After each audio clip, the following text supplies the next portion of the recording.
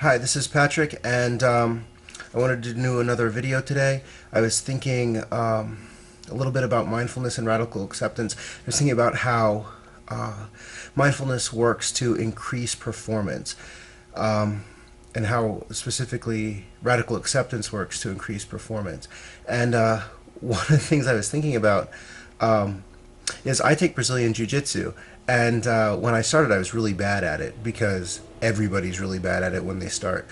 And when I first started, and for actually a long time, I was so worried about losing that I spent all of my energy trying to stop whatever the other person was trying to do, and sort of freeze up and be completely defensive. And the most I could ever hope for was just to delay getting beaten. And it wasn't until I finally just decided that I had to give up on the outcome and not worry so much about whether I win or lose, but focus on the moment, focus on what I'm actually doing right here. So, what opportunities do I have? Are there any moves that I know from here? Are there any escapes? And once I really started focusing on that, I started getting better. And in fact, this year has been really good for me. I got a belt promotion. I did really well at Naga earlier this year, and I'm actually going to Naga again in a week, so we'll see how that goes. But it made me start thinking about this idea of giving up on outcomes. We live in a world where everybody wants to be goal oriented, and even in mental health, like, we have to have very concrete goals for our clients. But sometimes like focusing on the outcome can actually be difficult.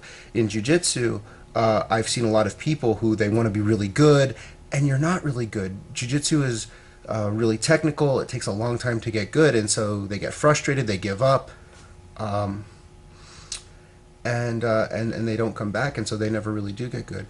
And you can see that in a lot of things. Parenting, you can't always control how your kid's going to behave, or how they're going to respond to something, or how they're going to turn out, but you can control and focus on how you're responding to them at any given moment. You can't, with weight loss, there's lots of things that can slow your metabolism down or make things harder for you. You may not lose weight as fast as you want to, and that can be frustrating. That can make people give up. But if instead you say, well, look, I'm going to do this, this, and this to, to eat better, or I'm going to do these exercises, then over time you'll probably be more successful, and you'll be less likely to give up, and you'll feel better about yourself because you're not always comparing yourself to something that you're not. Um, it's just an interesting idea. It's something I've been thinking a lot about, even as a therapist. I mean, we can set goals for our clients. We can use evidence-based models. We can, do all these things that that should help a person move towards an outcome. But there are so many things we can't control people. If I could control a person and make them do what I wanted them to do, then I wouldn't be a therapist. That'd be some sort of mind control. So, we can't control people, and so we are limited in the outcome. We can only really focus on what we can do right now and right here. It's just an interesting idea. I'm really interested in what people think about that. Please leave a comment. Tell me what you think about this, because it really does go against what we're being taught, which is be very goal oriented, be very results oriented. But I think that doing that can actually be counterproductive. Instead of saying, what am I doing right now? What is my process, or what is something I can do right now that will be helpful to move in the right direction, or in the direction I want to go.